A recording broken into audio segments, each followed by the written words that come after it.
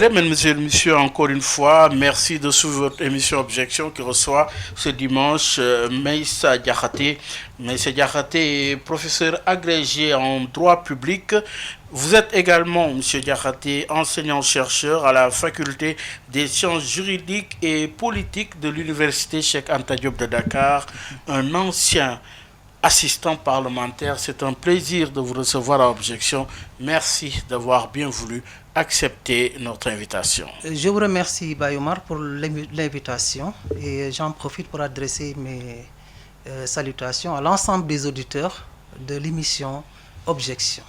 Alors, professeur Meïssa Diakhaté, cette actualité brûlante avec la formation d'un nouveau gouvernement composé de 38 ministres précédés de la nomination d'un premier ministre en la personne de Amadou Ba. Alors, premier constat, le président de la République est au début et à la fin, oui, est-ce en bien ou en mal au regard justement du processus démocratique de notre pays? Oui, à propos de la nomination des membres du gouvernement, il faudra interroger la Constitution, parce que c'est le socle sur lequel nous avons bâti un consensus. Et ce consensus démocratique voudrait que la nomination des membres du gouvernement précédée par la nomination du Premier ministre, le Premier ministre a la charge de faire la proposition au président de la République. C'est ainsi que cet après-midi, ce matin après la nomination de M. Amadou Ba comme Premier ministre, ça a été suivi par la nomination des membres du gouvernement.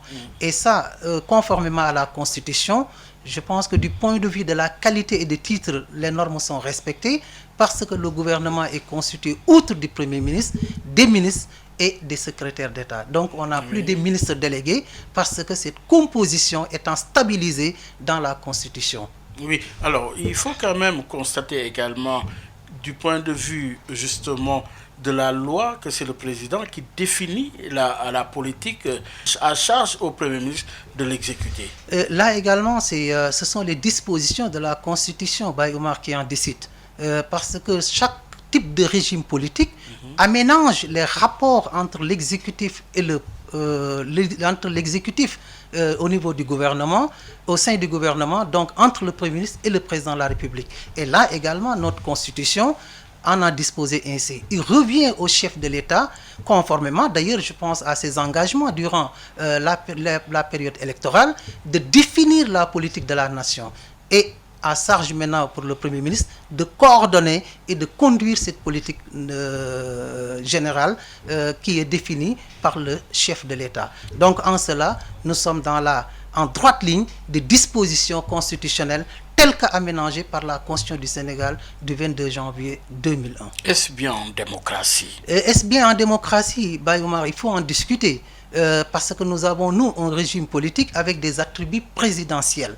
Et puisque la Constitution a été soumise au référendum dans certaines dispositions, normalement en 2016, mais également en 2011, le socle de cette Constitution a été adopté par le peuple sénégalais. Et je pense qu'il faut saisir toujours les moments du référendum pour poser les véritables débats constitutionnels pour pouvoir adopter. Mais une fois ces dispositions adoptées, je pense que les pouvoirs publics ont l'obligation de les mettre en œuvre telles que définies. Meïssa Diakhaté, vous êtes juriste, justement spécialisé en droit public.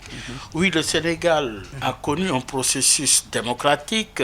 Au regard de la Constitution, quelle leçon à en tirer aujourd'hui? Cette leçon à en avec tirer... un présidentialisme hyper justement fort. Oui, la leçon à en tirer, c'est l'histoire qui nous dicte cette leçon, Bayomar. Si vous avez souvenance de 1959, parce que la première constitution du Sénégal remonte au 24 janvier 1959, mais dans le cadre de la fédération, évidemment, du Mali.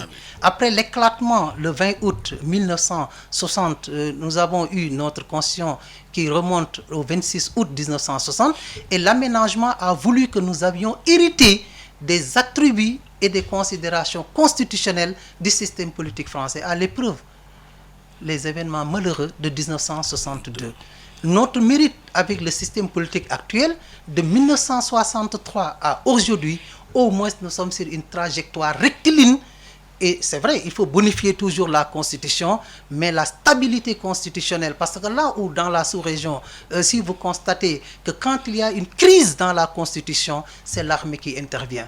Mais nous avons le don de soi. Chaque fois qu'il y a des difficultés au plan de l'aménagement institutionnel, les révisions constitutionnelles permettent d'adapter la Constitution au point de neutraliser toute velléité de déstabilisation de l'État. Justement, 38 ministres qui composent justement ce nouveau gouvernement. Aujourd'hui, est-ce que ce gouvernement respecte les critères d'abord géographiques, ensuite les critères sociaux et de façon générique la diversité culturelle du Sénégal? Ça, je pense que c'est un héritage que nous a laissé et que nous a légué également le système politique sénégalais. Nous avons cette chance de vivre dans une communion parfaite.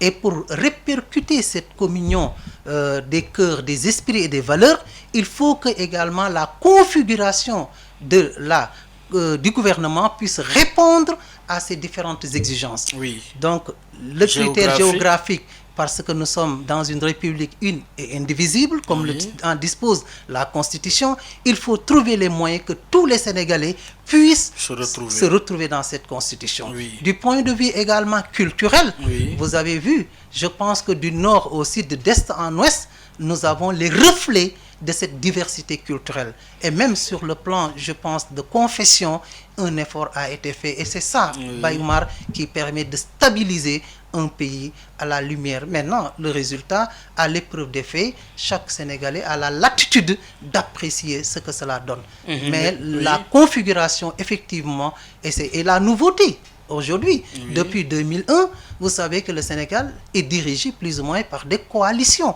Et même au sein de l'opposition, un concept a été théorisé de l'intercoalition qui n'est pas une norme formellement consacrée. L'idée, c'est quoi? Donc, depuis 2001, nous sommes gouvernés par des coalitions. Et vous avez vu comment l'attelage de la coalition a déteint effectivement sur la composition du gouvernement. Oui, et justement, de ce point de vue, en restant sur cette configuration par la recherche d'un équilibre, on a parlé d'équilibre géographique avec les critères sociaux et même religieux. Mais alors, ce gouvernement intervient, Meïssa Diakhaté, suite à l'installation donc du bureau de la 14e législature. Et justement, de ce point de vue, il est attendu, du moins, la déclaration de politique générale. Alors, y a-t-il un délai? À l'épreuve ou à l'analyse de la Constitution, effectivement, la déclaration est une norme, est une règle constitutionnelle. Un exercice auquel le Premier ministre sera appelé à réaliser. Maintenant, dans la Constitution, ce qui est prévu, c'est le principe de la déclaration est consacré. La possibilité d'organiser un débat à la suite de la déclaration également est prévue, mais à ma connaissance et à la lecture des textes, l'enfermement dans un délai, mais en droit, et je crois que c'est une intelligence même pour le gouvernement actuel, qui a l'intelligence de la situation, compte tenu des préoccupations qui ont été exprimées par le Premier ministre à travers la volonté du chef de l'État, la notion de délai raisonnable. Parce qu'actuellement, Baye Oumar, tout est urgence, comme ils l'ont dit, sur le plan social, sur le plan de l'emploi. Et je pense que le Premier ministre actuellement, en sa qualité de ministre de l'économie et des finances, est habitué à faire des cadrages macroéconomiques pour en tirer des documents de planification à moyen et court terme. Et je pense que c'est un exercice qui sera extrêmement aisé pour lui. Et ça, c'est une urgence pour prendre en charge les préoccupations et les attentes. Prendre en charge les préoccupations des Sénégalais. De toutes les façons, une indication et orientation ont été données par le président de la République, notamment sur le plan social, avec justement les inondations, l'assainissement, oui, la réduction du coût de la vie, mais aussi au regard de cette configuration, on a vu des ministères et d'autres rattachés à des ministères. Oui, du point de vue de l'appellation, est-ce que c'est conforme à la Constitution?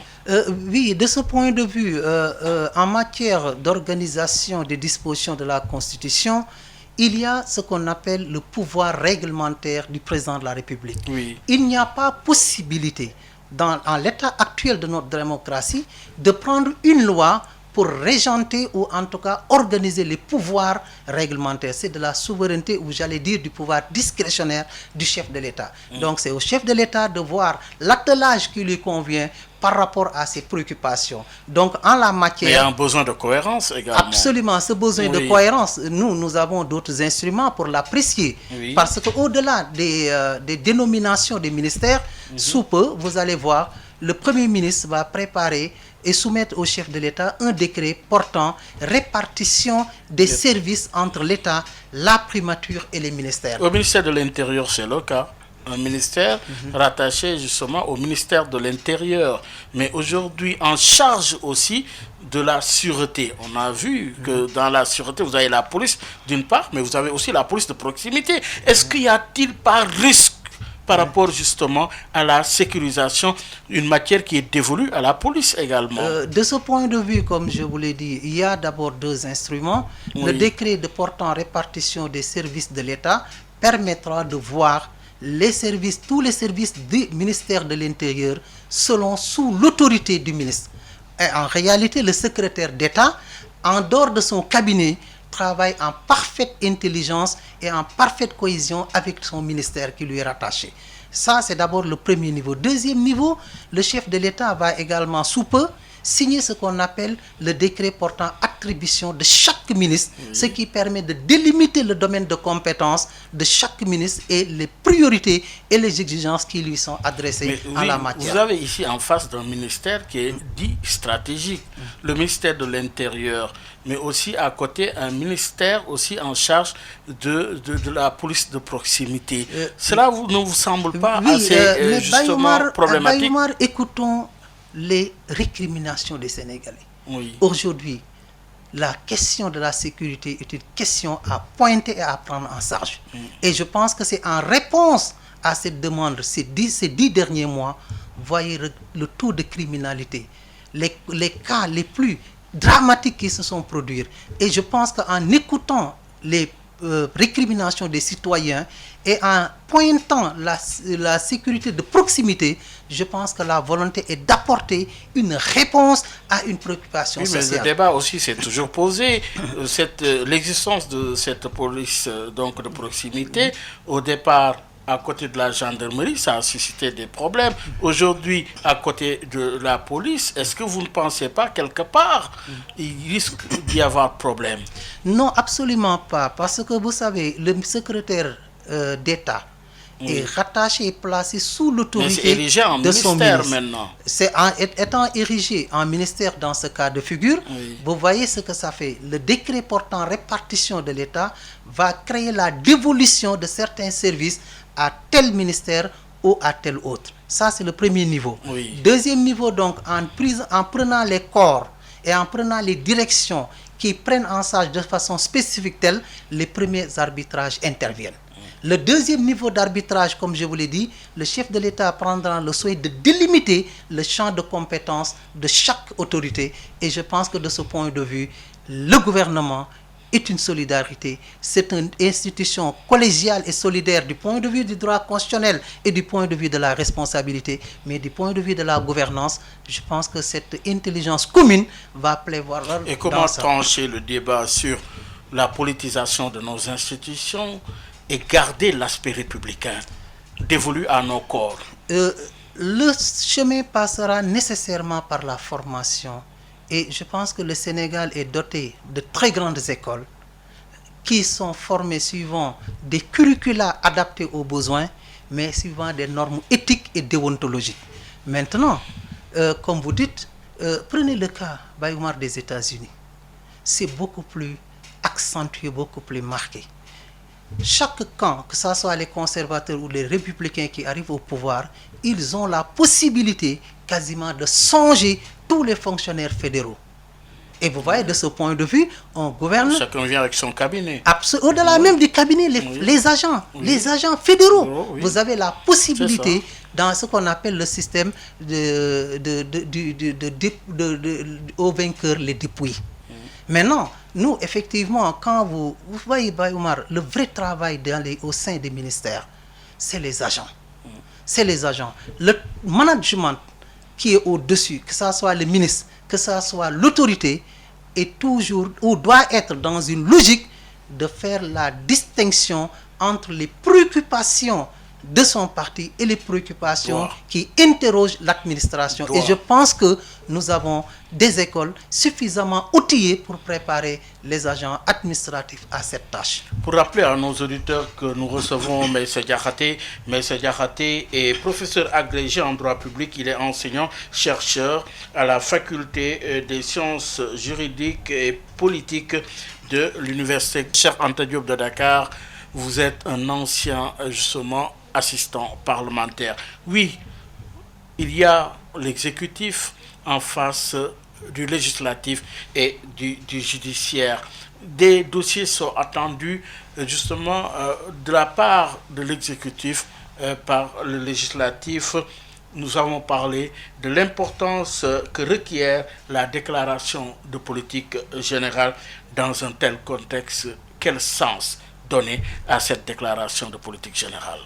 Oui, ce sens, c'est un exercice démocratique, exercice auquel les premiers ministres sont habitués et qui consiste à traduire de façon concrète en dégageant des lignes directrices de la volonté exprimée par le chef de l'État. Je pense qu'aujourd'hui, Bayoumar, si on interroge le social, si on interroge le travail, on interroge tous les secteurs, vous avez des indications qui vous permettent de paramétrer et d'articuler. Maintenant, ce document va être soumis à l'Assemblée nationale et je pense que les discussions, l'Assemblée est le haut lieu véritablement d'un dialogue institutionnel démocratisé au sein d'un État démocratique également. Oui, il est attendu aussi ce que nous appelons le vote d'une motion de confiance. Est-ce une obligation ou une faculté pour le Premier ministre? Oui, la Constitution est claire de ce point de vue. Le Premier ministre doit présenter, même si dans la Constitution, on ne peut pas, on présage que ça sera dans des délais raisonnables. Oui. Et ça, je pense que le gouvernement le sait à tout point de vue. Une fois cela fait, le débat est ouvert pour documenter la réflexion sur ce document-là.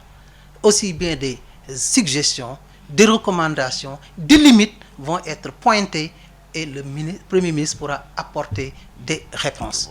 Maintenant, c'est à lui d'apprécier l'opportunité de soumettre cette déclaration aux députés. Oui. Cette opportunité lui est offerte. Et généralement, dans les démocraties, ce n'est pas une obligation, mais ça vous permet, dans certains cas, si vous doutez de la solidité de votre majorité, d'éprouver la majorité pour un peu avoir la confiance et être sûr que vous avez carte blanche pour mettre. Dans le contexte actuel, que proposeriez-vous, Amadouba, justement de se soumettre à une telle initiative ou pas? Cette motion de confiance. Tout comme la motion de confiance ainsi que les projets de loi qui seront portés par les ministres, moi je pense que mais d'abord sur cette motion de confiance, il doit vendre son produit. Oui. Un produit structuré, un produit qui est à l'écoute des préoccupations des populations, un produit réaliste, un produit qui tient compte également des préoccupations de la majorité ou de la minorité parlementaire de façon démocratique. Je pense que c'est à lui, parce que Bayoumar, jusqu'à présent, la question de la majorité reste encore incertaine à tout point de vue. Oui, s'il justement pose cette motion aux députés, quel est le risque? Est-ce que c'est un avantage ou un inconvénient? Y a-t-il des risques en démocratie, les avantages et les inconvénients s'apprécient à tout point de vue. S'il le soumet, ça lui permettra d'éprouver sa majorité et d'être sûr qu'il a la confiance de la majorité qui va soutenir son programme. Si c'est pas le cas. Le cas, c'est des hypothèses qui sont envisagées. Si c'est le cas, la conséquence logique pour un Premier ministre qui a perdu la confiance, c'est de présenter sa démission au chef de l'État. Mais la particularité de cet attelage et du Premier ministre au regard de son profil... ce serait aussi un bonus pour notre démocratie. Jusqu'ici, c'est pas encore le cas. Relativement bonus, parce que nous avons, souvenez-vous, Baye Omar, en 62, qu'est-ce qui s'est passé? C'était le vote d'une motion de défiance qui a été à l'origine des événements malheureux. Et là, vous avez vu l'Assemblée, la gendarmerie était obligée, les forces de défense d'intervenir pour bloquer l'accès de l'Assemblée à certains députés. Et vous voyez la suite, c'est chez le président Lamine Gueye, l'actuelle maison des avocats, où la séance était malheureusement tenue en dehors de l'Assemblée nationale. Donc aujourd'hui, moi je pense qu'en démocratie, il y a ce qu'on appelle des moyens d'action qui sont des moyens violents. Ces moyens violents, c'est les moyens qui mettent en péril soit l'existence de l'Assemblée nationale par une dissolution anticipée au bout de 2 ans, ou bien effectivement le fait de remettre en cause. Mais si vous appliquez la motion de censure en début de législature, vous n'avez plus la possibilité d'appliquer cela. Et vous voyez, l'exécutif a toujours les moyens de revenir quasiment plus ou moins avec la même équipe, et cette velléité va être neutralisée. Donc je pense que autant prioriser ce qu'on appelle la recherche de consensus, comment bonifier le document, que d'utiliser les moyens d'action réciproques qui sont des moyens violents et qui en démocratie au fin n'arrangent pas grand-chose. N'arrange pas grand-chose, surtout que ce gouvernement est en face justement d'une percée de l'opposition. C'est le constat également pour cette 14e législature. Comment doit-il se tenir ce gouvernement pour une bonne pratique parlementaire? C'est déjà, Baye Omar, organisé. Vous savez que le travail parlementaire est un parcours. Les textes de loi suivent un parcours. Après, au niveau déjà du gouvernement, le gouvernement est extrêmement organisé et a toute l'expertise pour préparer les textes. Mais une fois arrivé à l'Assemblée, le bureau de l'Assemblée va inscrire le projet qu'il soumet à la conférence des présidents, qui apprécie de l'opportunité d'attribuer le projet de loi à telle ou telle autre commission. Et là, les députés ont toute la latitude en commission parce que ce n'est pas couvert par les médias. D'ailleurs, je pense que si vous avez suivi ces derniers jours, ils se sont interrogés sur l'opportunité d'ouvrir les travaux de commission. Parce que j'avoue, Baye Omar, c'est durant ces travaux que vous allez admirer les députés sénégalais. Je vous assure, parce que ces travaux, qui non seulement l'équipe gouvernementale vient avec une sorte de panoplie de techniciens face à des députés quasiment diminués. Mais je vous assure, c'est avec toute responsabilité que vous allez voir la capacité de ces députés d'interroger, d'interpeller et même parfois, excusez-moi en termes, de secouer le ministre au point que vous vous demandez, est-ce que dans ce Parlement, vous n'avez pas une opposition au sein du gouvernement? Maintenant, le spectacle par respect en plénière, ça, je pense que voilà, c'est ça qui est regrettable. Mais en travaux, parce que j'ai eu la chance, Baye Omar, pendant beaucoup d'années, de couvrir les travaux des commissions. Et d'assister même les députés. D'assister, c'était notre rôle, parce que du point de vue d'abord des textes, mais là, il y a des efforts encore à faire. Parce que quasiment dans la plupart du temps, les assistants parlementaires font plutôt la rédaction des comptes rendus des débats.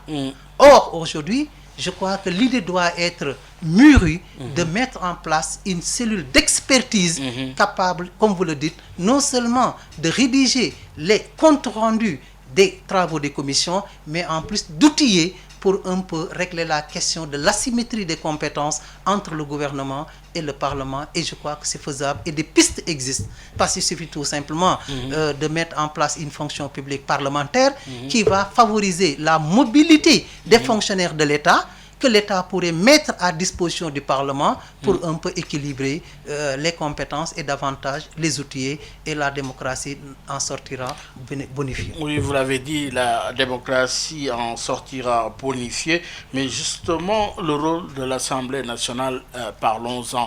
L'Assemblée nationale, son rôle, c'est de voter des lois, mais également de contrôler l'action du gouvernement. C'est entre autres fonctions dévolues à l'Assemblée nationale. L'enjeu pour cette présente législature, justement, et reste les propositions de loi. Mais c'est comment les faire aboutir? Quelles sont les contraintes pour l'opposition, par exemple? Effectivement, Bayoumar, si vous regardez un peu les missions de notre Assemblée d'abord, en 1959, avec la première constitution du Sénégal du 24 janvier 1959, l'Assemblée ne s'appelait pas l'Assemblée nationale. Oui. Elle s'appelait l'Assemblée législative. Parce qu'on imaginait que le rôle principal, c'est exactement l'adoption des projets ou des propositions de loi. Donc plus tard, en 1960, on l'a appelé Assemblée nationale. Mais aujourd'hui, ce rôle a été élargi à non seulement depuis longtemps la fonction de contrôle, mais même mieux la fonction d'évaluation des politiques publiques qui est une nouveauté. Maintenant, comment faire aboutir les propositions de loi? Un État, il est organisé. D'abord, il faut faire la distinction entre les propositions de loi qui peuvent avoir des incidences financières, pouvant soit aggraver les charges publiques, soit réduire les recettes. De ce point de vue, on appelle ça des propositions de loi qui sont gagées. Gagées sur quoi? À des propositions de recettes compensatoires. Parce qu'il faut éviter que les propositions de loi puissent désarticuler en cours d'exécution le budget. Donc ça, c'est d'abord la condition de recevabilité, qui est une recevabilité financière pour les propositions à incidence financière. Ensuite, il faut que la proposition de loi ne puisse empiéter dans le domaine réglementaire du gouvernement. Exemple très simple, demain, une proposition de loi qui s'aventurerait à organiser le travail gouvernemental n'a aucune chance d'aboutir parce que la Constitution a cantonné les pouvoirs législatifs dans des domaines déterminés. Donc, de ce point de vue, vous voyez les difficultés. Veillez à ce que parce que le bureau va réfléchir sur la recevabilité. Est-ce que c'est gagé sur les ressources? Est-ce que ça ne sort pas du domaine législatif? Une fois ce préalable fait, le bureau peut soumettre la proposition de loi à ce qu'on appelle les commissions. Une ou deux commissions peuvent être, parce qu'il y a des cas où la commission peut évoluer en intercommission. Mais ça, c'est laissé à l'appréciation de la conférence des présidents. Maintenant, dans la loi organique sur la Cour suprême, il est prévu, parce qu'il arrive souvent, pour respecter l'état de droit, je crois que ça a été le mot d'ordre cet après-midi, si vous avez bien suivi le Premier ministre, tous les textes du gouvernement, quand le texte pose certaines difficultés, le gouvernement n'hésite pas à solliciter l'Assemblée générale de la Cour suprême. Et voilà, qui est un organe non seulement composé de magistrats, mais composé de fonctionnaires qui sont en mission extraordinaire. Est-ce que ce n'est pas ce qui risque de se produire avec l'exemple que nous avons avec cette présente législature? Là, il reviendra au bureau et au président d'apprécier, parce que certaines propositions de loi pourraient poser des problèmes du point de vue de l'état de droit et du point de vue de leur cohérence avec notre système juridique. Et si le gouvernement se livre quotidiennement ou régulièrement à cet exercice, et dans ce cas, c'est le président de la commission des lois qui va représenter l'Assemblée nationale devant l'Assemblée générale de la Cour suprême. Mais ce n'est pas une juridiction, c'est pas une juridiction, c'est un organe consultatif qui va émettre des avis. Qui va émettre des avis parce que c'est un organe administratif. Je sais le débat qu'on est su, mais là-bas c'est un organe juridictionnel. C'est ça la différence. C'est ça la différence, voilà. Bien précisé. Mais alors, venons-en justement à l'ambiance qui a prévalu à l'Assemblée nationale pour en tirer les leçons. Alors, l'ambiance de l'installation du bureau est faite de la présence de la gendarmerie nationale qui s'est introduite à l'Assemblée nationale.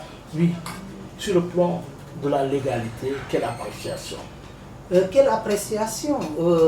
D'abord, interrogeons-nous que c'est la deuxième fois que ça arrive en 1962. En 1962, c'était pour bloquer l'accès. La particularité, cette fois-ci, c'était de favoriser le déroulement du travail parlementaire.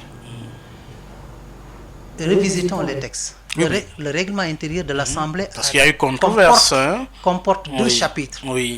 Chapitre 14, chapitre 15. Chapitre 14 traite de la sécurité intérieure. Et le chapitre 15... qui est dévolu au président de l'Assemblée nationale. Absolument. Oui. Et non seulement il pourra requérir les forces, on dit la force armée, oui. Ça peut être la gendarmerie ou notre corps. Oui. Ensuite, il a la possibilité même de requérir toute autorité compétente. Et ça, c'est réservé à la sécurité intérieure. Vous avez maintenant la discipline des députés sur le chapitre 15. Et là, les termes sont éloquents. Injures, bagarres, invectives, insultes qui peuvent déteindre sur le déroulement des travaux, blocage. Mais qu'est-ce qui est prévu, Bayoumar? C'est l'expulsion de l'Assemblée des députés. C'est ça qui est prévu. Mais dans le cas d'espèce... Vous voulez dire que c'est mal écrit? Non, c'est pas mal écrit. Oui. C'est ce qui est intéressant, c'est l'appréciation bienveillante qui a été faite de cette disposition. Imaginez si tous les députés qu'on accusait, entre guillemets, parce que moi je n'étais pas à l'Assemblée, de troubles ou de blocage étaient expulsés de l'Assemblée.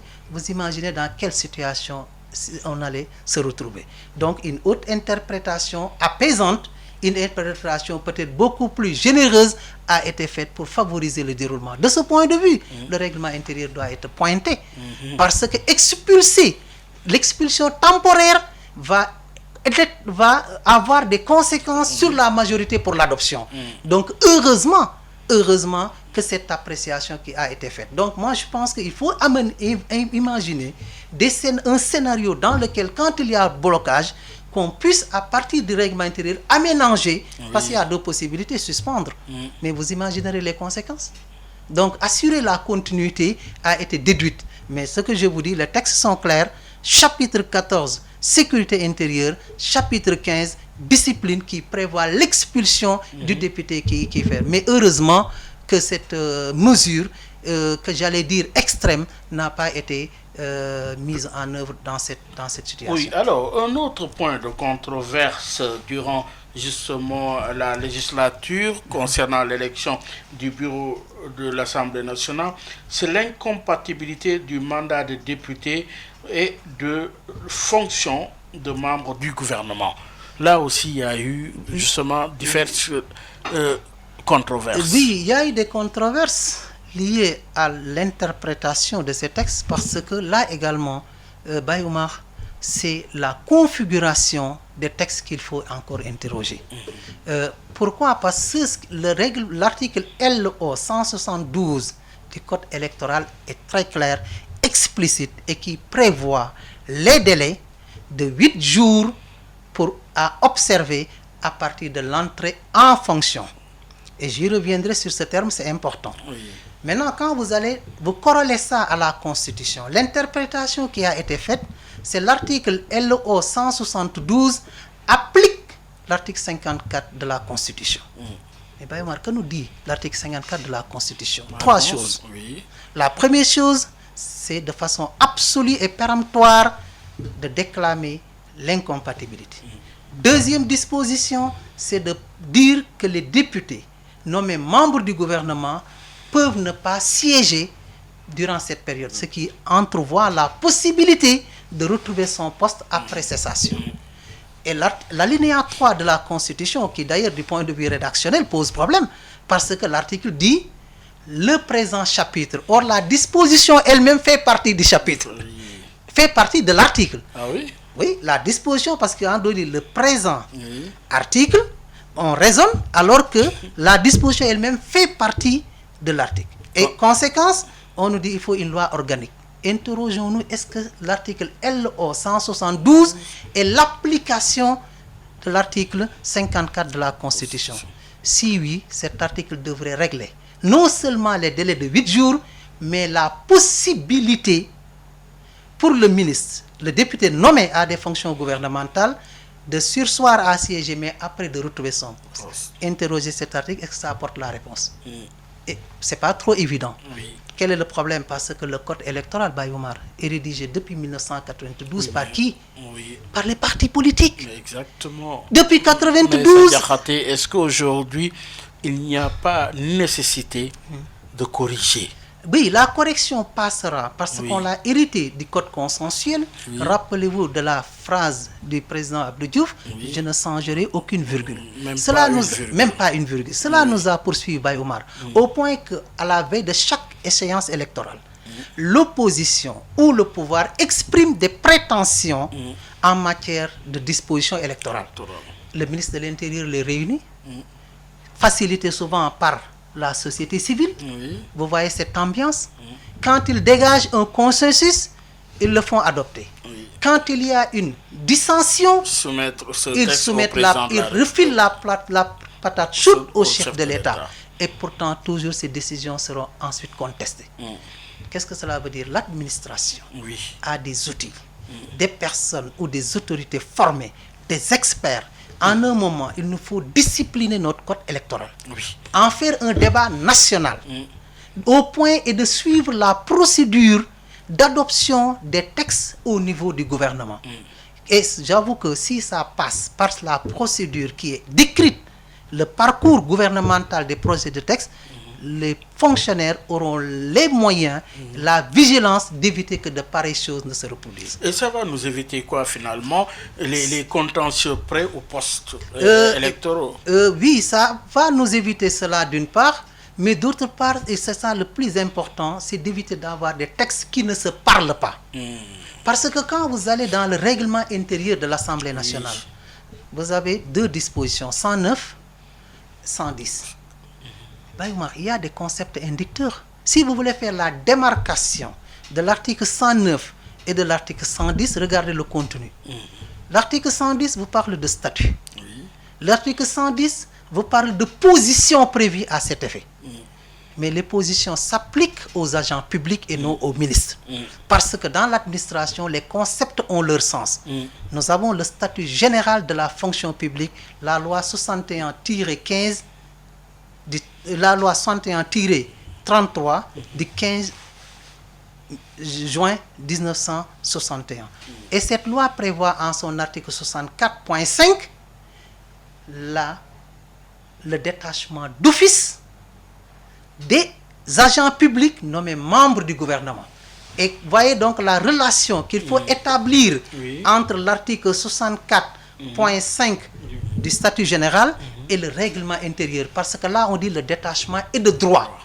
Et de droit, donc le ministre de la fonction publique n'a pas un pouvoir en réalité d'appréciation. Alors que pour les autres détachements, il doit, au préalable, en tout cas l'administration a le loisir de vous l'accorder, pour certains cas, d'autres cas c'est d'office, d'autres cas c'est de droit, et ici c'est de droit. Donc vous voyez, en écho à l'article 110 du règlement intérieur de l'Assemblée, vous avez son pendant qui est l'article 64.5 du statut général de la fonction publique. Qu'est-ce qu'on en tire comme conséquence? Voilà des textes qui ne se parlent pas, des textes qui ne communiquent pas.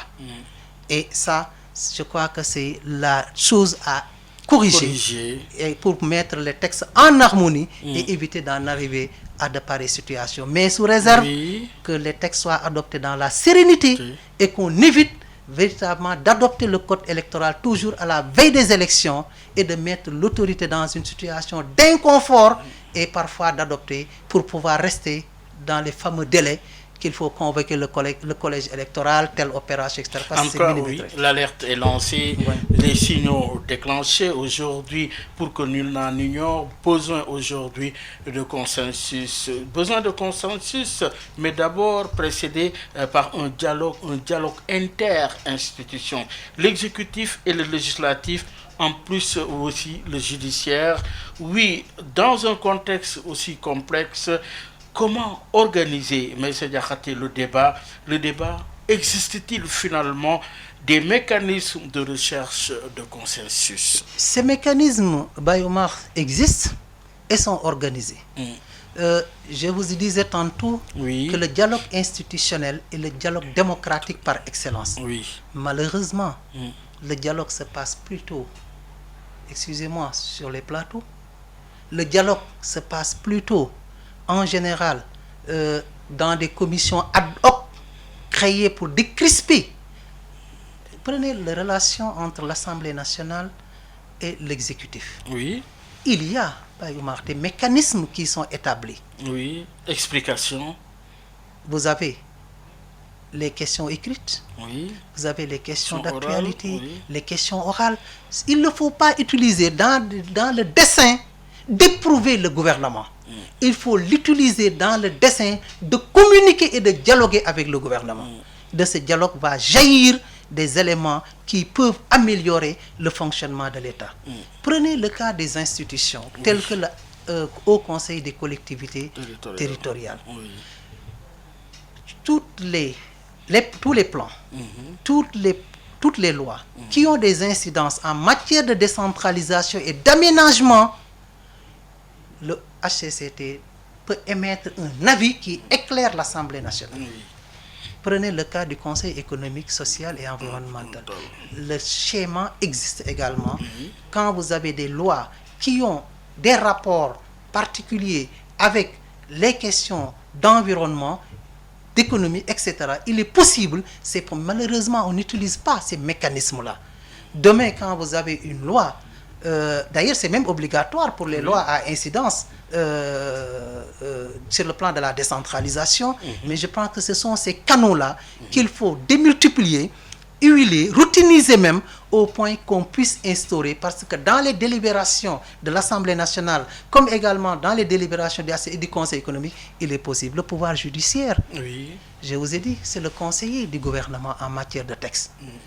C'est le conseil du gouvernement. Aujourd'hui, l'Assemblée a la possibilité, comme je dis, les propositions de loi, de les soumettre à l'Assemblée générale de la Cour suprême. Et vous voyez, de là naît un dialogue discipliné, un dialogue démocratique, un dialogue fécond qui peut fortifier et améliorer le fonctionnement de nos institutions. Notre démocratie à l'épreuve, justement, du consensus. Aujourd'hui, pour rappeler à nos auditeurs que vous êtes notre invité, M. Diakhaté, et que vous êtes un professeur en droit public, enseignant-chercheur à la faculté des sciences juridiques et politiques de l'université Cheikh Anta Diop de Dakar, un ancien assistant parlementaire. Oui, parlons-en avec justement ce qui se passe à l'Assemblée nationale. Un contexte inédit, pour ne pas dire complexe, avec des forces presque égales à l'Assemblée nationale. Et il est craint un blocage institutionnel, justement, s'il n'y a pas de consensus entre l'exécutif et le législatif. Oui, ce blocage, en termes de crainte, est irréel, au regard des textes, bien sûr. Baïmar, ma conviction sur cette question, je ne l'envisage pas. Vous savez ce qui s'est passé à l'Assemblée nationale le 12 septembre. Oui. Si c'était passé à côté, l'armée aurait pris le pouvoir. Vous voyez les coups d'État qui se sont passés au Mali, en un moment, en Guinée. Vous avez vu le rang des autorités militaires qui ont pris le pouvoir. Capitaine Dadis Camara, capitaine Sanogo au Mali. Vous voyez, parce que dès que vous mettez l'armée dans la rue, vous n'avez plus le contrôle. Et le risque est fort que des hommes, des officiers subalternes qui sont sur le terrain puissent avoir le dernier mot. C'est pourquoi donc de ce point de vue, je pense que les blocages, ce n'est pas souhaitable.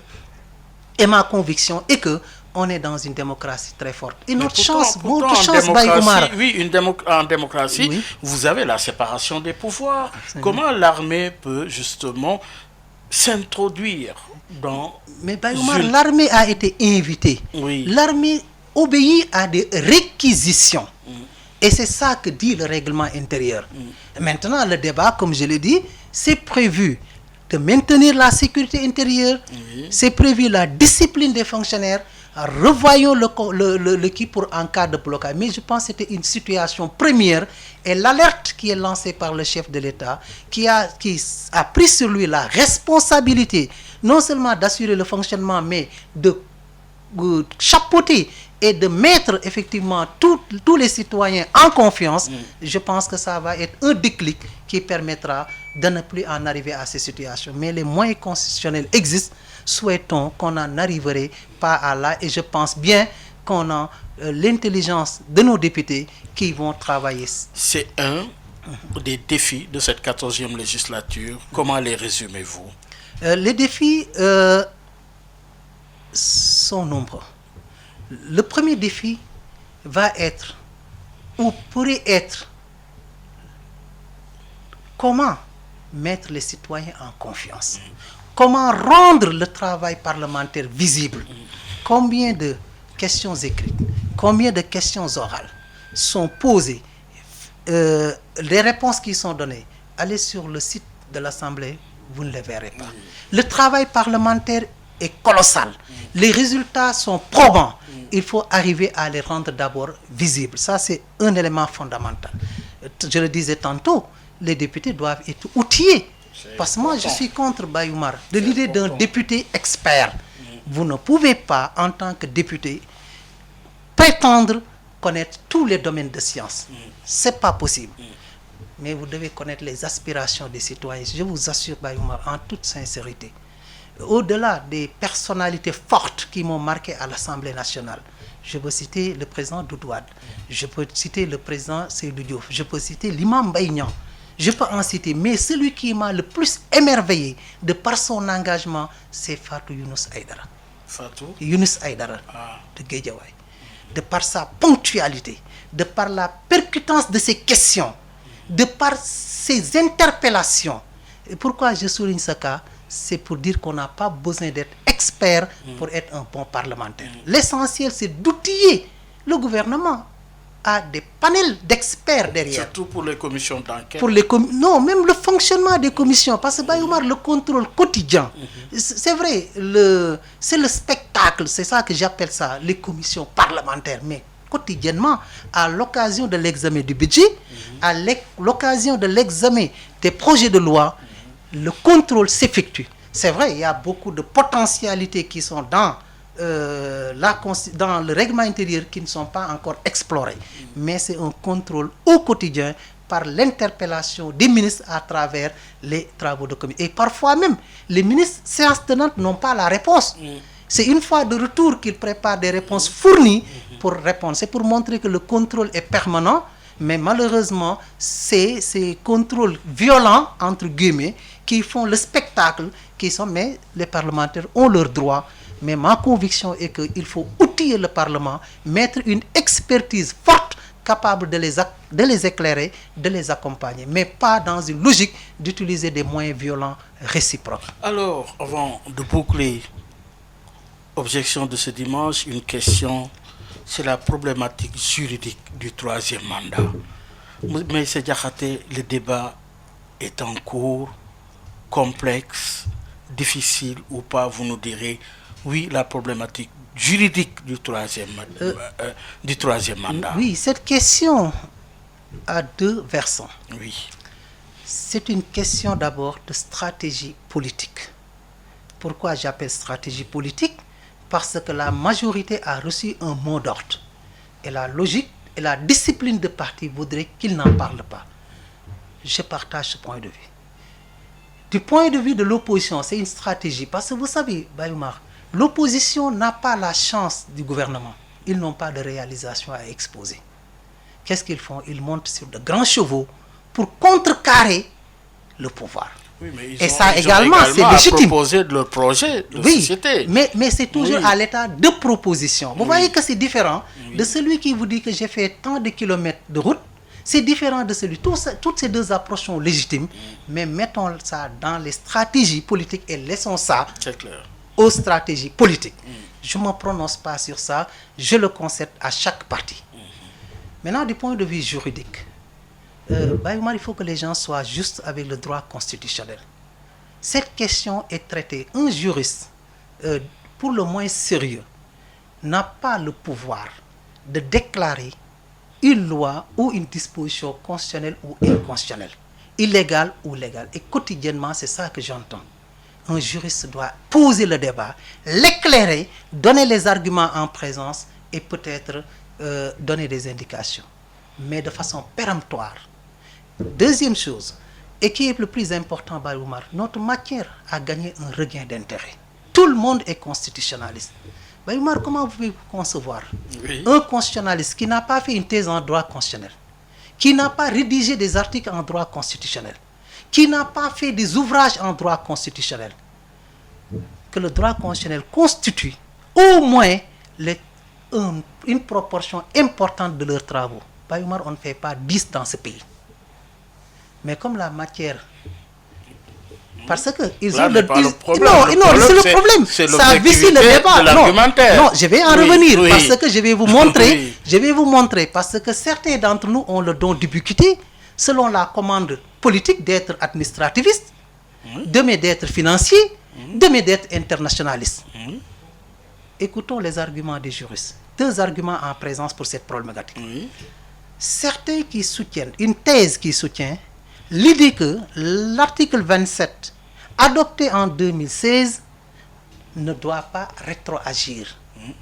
Vous voyez la faiblesse de l'argument. Ça vient du fait qu'on a imposé ou on a importé l'argument judiciaire de la non-rétroactivité. Dans la Constitution Baye Oumar, vous ne pouvez pas trouver la non-rétroactivité d'une loi constitutionnelle. Allez à l'article 9, c'est les lois pénales. Ça, c'est l'argument judiciaire. Donc, vous voyez, d'une part, il invoque, parce que pourquoi, Baye Oumar, le droit constitutionnel est enseigné en première année à l'université. Mais si vous quittez l'université après les 4 ans ou 5 ans et vous n'êtes pas enseignant, vous avez le niveau de la première année. Et c'est ça que j'appelle le syncrétisme juridique. Vous prenez les concepts que vous avez dans votre spécialisation et vous les transposez dans le raisonnement constitutionnel. Et ça ne passe pas. Pour vous? Premièrement, pour moi. Pour moi, pourquoi? Parce que vous ne pouvez pas me dire dans la Constitution un argument qui dit qu'une loi constitutionnelle ne rétroagit pas. C'est la loi civile, c'est la loi pénale, c'est la loi fiscale, etc. Pourquoi je le dis? C'est de donner raison à la fois aux gens et de dire où se trouve le problème. Les autres qui disent que, Baye Oumar, c'est possible. Ils se sont fondés sur aussi ce qu'on appelle un argument jurisprudentiel. C'est-à-dire que c'est le Conseil constitutionnel qui a déclaré comme principe constitutionnel ou objectif à valeur constitutionnelle un certain nombre de concepts, sécurité juridique, stabilisée. Mais le Conseil constitutionnel n'est pas lié par sa jurisprudence, Baye Oumar. Premièrement, les mêmes arguments, c'est ce que j'appelle une jurisprudence ambivalente. Les mêmes arguments qui ont poussé le Conseil constitutionnel à demander, ou en tout cas à disposer dans son article 3 de la décision que vous appelez avis en 2016, vous savez que le gouvernement avait proposé une disposition que cette disposition s'applique au mandat en cours, pour vous donner la bonne foi du gouvernement. Dans le projet, vous aviez la disposition sous l'article 27 qui dit que cette disposition s'applique au mandat. Ça ne règle pas le problème? Ça allait régler le problème, mais le Conseil constitutionnel a mis en avant ce qu'on appelle des principes supraconstitutionnels. Interroger l'esprit de la Constitution, interroger les traditions juridiques. Mais demain, le Conseil... En oubliant l'esprit du législateur. Non, demain ce même Conseil a la latitude, parce qu'une jurisprudence a la possibilité d'évoluer, parce que là où vous convoquez des traditions, des mêmes traditions juridiques, mais demain vous pouvez convoquer les standards internationaux. Demain vous pouvez convoquer. Qu'est-ce que cela veut dire? Que cet argument également, autant que l'argument de la non-rétroactivité est un argument faible à mes yeux, parce qu'on parle de la non-rétroactivité de la loi, sans qualification, c'est la loi ordinaire, ce n'est pas la loi constitutionnelle. Quand également vous voulez dire, dans ce débat-là, que non, le Conseil constitutionnel l'a tranché, le Conseil constitutionnel n'est pas lié par sa jurisprudence. Et le Conseil constitutionnel s'est fondé sur des valeurs supraconstitutionnelles, l'esprit général de la Constitution, les traditions, même traditions. Mais demain, le Conseil a le loisir de le faire. Pour en conclure, Baye Oumar, le juriste, constitutionnaliste, je veux dire, n'a pas le pouvoir de faire de la prédiction, n'a pas le pouvoir de faire de ce que j'appelle également de la prospective et de la prévision. Ça, c'est les politistes qui scrutent les comportements des politiques. Mais est-ce que justement un juriste de votre trempe a le droit de juger un autre du même rang? Un autre du même rang, quand c'est un débat intellectuel, quand c'est un débat qui porte, comme je le dis, parce que nous avons, Baye Oumar, nos espaces de discussion où le sujet n'est pas tabou. Le sujet est tabou pour les politiques, mais le sujet n'est pas tabou pour les universitaires. Et ce que je dis, on ne juge pas les autres, mais on juge les arguments. Oui, mais a-t-on le droit, justement, de jouer avec la science juridique? Bayoumar, ayons une présomption favorable pour les constitutionnalistes. Vous ne pouvez pas, Bayoumar, faire je pose 4 ans, une question, 5 ans. la réponse. Non, la réponse est évidente. Je ne commente pas, je Oui. pose la question. Oui, mais c'est-à-dire qu'en droit, je ne trouve pas le concept de jouer avec le droit. Ça, vous voyez, c'est des appréciations. Le travail d'un la juriste... question, je n'apprécie pas. Oui, la question, elle est posée. La fonction d'un juriste, c'est de réfléchir. Oui. Nous sommes des doctrinaires, de voir quelle est la force de tel argument, quelle est la faiblesse. Vous avez vu, aussi bien pour les tenants que pour les détracteurs, j'ai, moi, construit des arguments. Oui. Vous voyez? Maintenant, moi, mon rôle, c'est pas de faire de la prospective, ni de scruter le comportement des politiques. Et de ne pas jouer non plus. Absolument. Ça, je vous le concède. Alors, on va terminer, Maïssa Diakhaté, justement, avec ces deux tomes. Ces deux tomes mélangent en l'honneur du professeur Eladji Mbodj. Oui, Eladji Mbodj, très connu dans le milieu constitutionnel. Vous avez produit deux tomes, donc mélange en l'honneur du professeur Eladji Mbodj. Mais justement, pour ces deux tomes, oui, donnez-nous le sens, l'intérêt, justement, de la publication de ces deux tomes. D'abord, précisons deux choses. Oui. Ces deux tomes ont été réalisés sous la direction du professeur Ismaïla Madior Fall, Oui. qui de main de maître a conduit ces travaux. Il nous a fait l'honneur de présider le comité éditorial. Ismaïla qui a été le premier docteur constitutionnel sous la supervision du professeur Eladji Mbodj. Merci pour le rappel. Oui. Et le sens, c'est quoi? Quand des sommités intellectuelles ont contribué, parce que je pense que tout à l'heure, vous avez été émerveillé par le volume de production du professeur Eladji Mbodj. Une façon de rendre hommage à des sommités intellectuelles. Et à l'intérieur, vous avez des contributions d'Africains francophones, anglophones, des Européens et même des auteurs qui nous viennent du Japon, qui ont tenu à rendre hommage au professeur pour la qualité et la substance de ses travaux. Et le professeur Eladji Mbodj le mérite, d'autant plus que Bayoumar, vous avez vu la teneur des débats. Au moment où vous avez vos disciples et les disciples de vos disciples qui animent le débat juridique et de façon générale. Une quarantaine de contributeurs. Oui. Mais vous voyez la prestance intellectuelle du professeur Ismaïla, du professeur Eladji Mbodj. Il ne s'interfère pas dans le débat. Et il a ce pouvoir, quand vous faites une sortie, de vous écrire, de vous recadrer. Mais cette prestance intellectuelle vaut cette admiration parce que je pense que sa parole aurait fait autorité dans ce pays. Mais quand vous avez vos disciples, les disciples de vos disciples qui animent un débat, je pense que la sagesse d'esprit recommande qu'ils prennent du recul. Et c'est ça, le professeur Eladji Mbodj, en quoi il suscite notre admiration. Merci beaucoup, Maïssa Diakhaté. C'est moi qui vous remercie, Bayoumar. Pour rappeler que vous êtes professeur agrégé en droit public, enseignant, chercheur à la faculté des sciences juridiques et politiques de l'université Cheikh Anta Diop de Dakar, un ancien assistant parlementaire. Merci pour ces éclairages. On aura d'autres occasions pour aller encore fouetter l'actualité au regard du droit constitutionnel, du droit public. Ça a été encore une fois un énorme plaisir de vous accueillir à Objection. Merci Bayoumar. Le plaisir a été grand pour moi. Mesdames, Messieurs, merci de nous avoir suivis. Rendez-vous dimanche prochain. Justement, un grand satisfecit à l'équipe digitale, à Alioune Badara Socé, Abdoulaye. Au revoir.